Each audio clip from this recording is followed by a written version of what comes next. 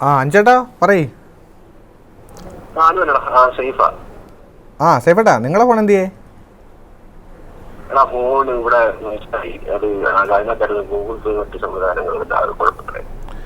നിങ്ങൾ ഗോവയെ കൊണ്ട് കളഞ്ഞാ ഫോണ്?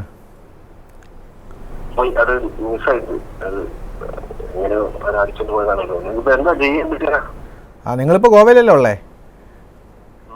നിങ്ങൾ എന്തായാലും ഇങ്ങോട്ട് വരും, നമുക്ക് പരിഹാരം ഉണ്ടാക്കാം. എന്താണ്? 2 ദിവസമായി ഫോൺ പോയിട്ട്. എന്താ ഇപ്പോൾ അതിനകത്തൊരു പരിഹാരം എന്താണ് ചേട്ടാ? നിങ്ങൾ പരാതി കൊടുത്തിട്ടുണ്ടോ അവിടെ? പരാതി കൊടുത്തിരുന്നു.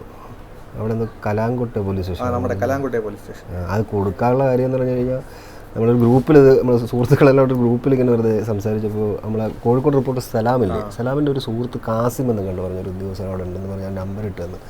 അങ്ങനെ അയാൾ വിളിച്ചു. അതിന് കംപ്ലയിൻറ്റ് രജിസ്റ്റർ ചെയ്യുന്ന പറയാം. അത് സ്വാഭാവികമായിട്ടും നമ്മൾ ഫോൺ പോകുമ്പോൾ കംപ്ലയിൻറ്റ് രജിസ്റ്റർ ചെയ്യും. അത് കിട്ടുമെന്ന് കരുതിയിട്ടല്ല, പക്ഷേ ആ സിമ്മൊന്നും മിസ്യൂസ് ചെയ്യാൻ പാടില്ല. നിങ്ങൾ പരാതിയുടെ കോപ്പിയും ആധാർ കാർഡും ഉണ്ടെങ്കിൽ നമുക്ക് ഇതിനകത്തൊരു സൈറ്റുണ്ട്.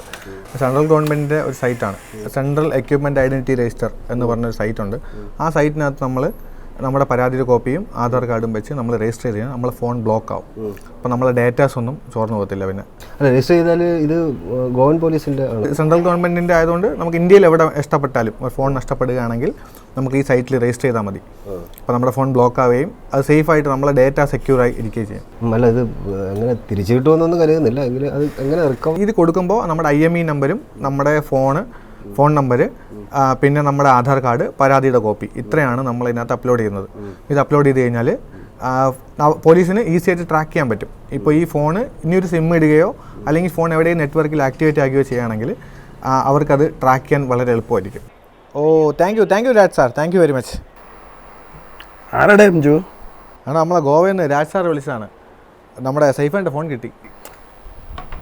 ഗോവയിൽ കളഞ്ഞു പോയി ഫോണോ? നമ്മളന്ന് കംപ്ലയിൻറ്റ് രജിസ്റ്റർ ചെയ്തിരുന്നു, അതിപ്പോൾ കിട്ടി. അതെങ്ങനെ കിട്ടി? അതൊക്കെ കിട്ടി. ഇതൊക്കെ സിമ്പിൾ കേസ്.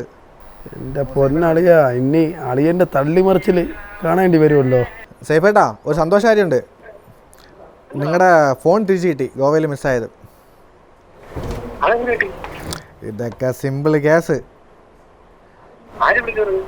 ഗോവയിൽ നമ്മളെ രാജ് സാർ വിളിച്ചിട്ടുണ്ടായിരുന്നു. അപ്പോൾ പുള്ളി വിളിച്ചിട്ടുണ്ട്, ഫോൺ റിക്കവർ ആയിട്ടുണ്ട്, ആരെങ്കിലും ഡയറക്റ്റ് പോയി കളക്ട് ചെയ്യണം എന്നാണ് പറഞ്ഞത്. അതെ, നമ്മൾ പോയി മേടിക്കണം. എന്ന് വെച്ചാൽ നമ്മൾ കംപ്ലയിൻറ്റ് രജിസ്റ്റർ ചെയ്തില്ലേ, അതുകൊണ്ട് നമ്മൾ അവിടെ പോയി തന്നെ മേടിക്കണം. നമ്മൾ ആ ശ്രീധരനൊന്ന് വിളിച്ചിട്ട് ആ ഫോണൊന്ന് മേടിക്കാൻ പറയും. പോയി ആ കലാംകുട്ട് സ്റ്റേഷനിൽ പോകാൻ പറഞ്ഞാൽ മതി. എന്താ? നാളെ രാവിലെ പോയാൽ മതി. നമ്മളൊരു 10 മണിക്ക് ശേഷം അവിടെ പോയി കഴിഞ്ഞാൽ ഡയറക്റ്റ് കളക്ട് ചെയ്യാൻ തോന്നുന്നു. അപ്പോൾ നമുക്കത് അവിടെ സൈൻ ചെയ്ത് മേടിച്ചിട്ട് വേണം നമുക്ക് ആ ഫോൺ മേടിക്കാൻ. സാധാരണ നമ്മൾ ഫോൺ നഷ്ടപ്പെട്ട് കഴിഞ്ഞാൽ അത് കളയാറാണ് പതിവ്. അതിൻ്റെ പുറകെ നടന്ന് മെനക്കാടാറില്ല എന്നുള്ളതാണ് പൊതുവേ മലയാളികളും അല്ലെങ്കിൽ മനുഷ്യന്മാരെല്ലാം ചെയ്യുന്നത്. പുതിയ ഫോൺ മേടിക്കും, അത് ഉപയോഗിക്കും എന്നുള്ളതാണ്. പക്ഷേ നമ്മൾ കുറച്ചൊന്ന് മെനക്കെടുകയോ അതിൻ്റെ പുറകിൽ കുറച്ചൊന്ന് ഓടാൻ തയ്യാറാവുകയോ ചെയ്താൽ ഫോൺ നമുക്ക് തിരിച്ചു കിട്ടും എന്നതിൻ്റെ ഉത്തമ ഉദാഹരണമാണ് ഈ ഫോൺ. അത് ഇന്നാണ് ഗോവയിൽ നിന്ന് വരുന്നത്. IFFI കാണാൻ വേണ്ടി നവംബറിൽ ഞാനും സുഹൃത്തുക്കളായ 2 പേര്, അനുവും അർജുനും കൂടെ പോയപ്പോഴാണ് ഒരു ദിവസം ഫോൺ നഷ്ടപ്പെടുന്നത്. പിന്നീട് അവിടെ ഗവൺ പോലീസിൽ കംപ്ലയിൻറ്റ് രജിസ്റ്റർ ചെയ്യുന്നു. അതിനുശേഷമുള്ള കാര്യങ്ങൾ നേരത്തെ അംജിത്ത് വിശദീകരിക്കുന്നുണ്ടായിരുന്നു. കേന്ദ്ര സർക്കാരിൻ്റെ CEIR എന്ന് പറയുന്ന സൈറ്റിൽ കയറി കഴിഞ്ഞാൽ CEIR സർവീസ് എന്ന് പറയുന്ന ഒരു പേജ് കാണാൻ കഴിയും. അതിനകത്ത് ബ്ലോക്ക് സ്റ്റോളൻ ലോസ്റ്റ് മൊബൈൽ എന്ന് പറയുന്ന സംവിധാനത്തിൽ കയറി ആധാർ അതിനകത്ത് അപ്ലോഡ് ചെയ്യുക, നമ്മൾ കൊടുത്ത പരാതി അപ്ലോഡ് ചെയ്യുക, ഫോണിൻ്റെ IMEI നമ്പർ അപ്ലോഡ് ചെയ്യുക, നമ്മളെ നമ്പർ അഡ്രസ്സും വെക്കുക. അതിനുശേഷം തുടർ കാര്യങ്ങൾ, ഫോണിന് മറ്റാരെങ്കിലും ഉപയോഗിക്കുകയാണെന്നുണ്ടെങ്കിൽ സിം എടുത്തിട്ടാൽ ഒപ്പോഴേ അത് കൺസേൺഡ് സ്റ്റേഷനിലേക്ക് അത് എത്തിച്ചേരും. അവർക്കത് അറിയാൻ കഴിയും. അത് ഗോവയിൽ മാത്രമുള്ളതല്ല, ഇന്ത്യയിൽ ഉടനീളം എല്ലാ സംസ്ഥാനങ്ങളിലും നമുക്ക് ഉപയോഗിക്കാൻ കഴിയുന്നതാണ്. ഇപ്പോൾ കേരളത്തിൽ നഷ്ടപ്പെട്ടാൽ ഇതേ കാര്യങ്ങൾ ചെയ്തു കഴിഞ്ഞാൽ ഫോൺ മറ്റാരെങ്കിലും എടുക്കുകയാണെന്നുണ്ടെങ്കിൽ അതിനകത്ത് മറ്റൊരു സിം ഇടുകയാണെന്നുണ്ടെങ്കിൽ അത് തിരികെ കിട്ടും എന്നുള്ളത് അനുഭവത്തിൻ്റെ പശ്ചാത്തലത്തിൽ നമ്മൾ പറയുമ്പോൾ അതിനകത്ത് കുറച്ചുകൂടെ സത്യസന്ധത ഉണ്ടാകും. അങ്ങനെ അനുഭവത്തിൻ്റെ പശ്ചാത്തലത്തിലാണ് ഞാനിത് പറയുന്നത്. ആർക്കെങ്കിലുമൊക്കെ ഉപകാരപ്പെടട്ടെ എന്ന് വിചാരിക്കുന്നു.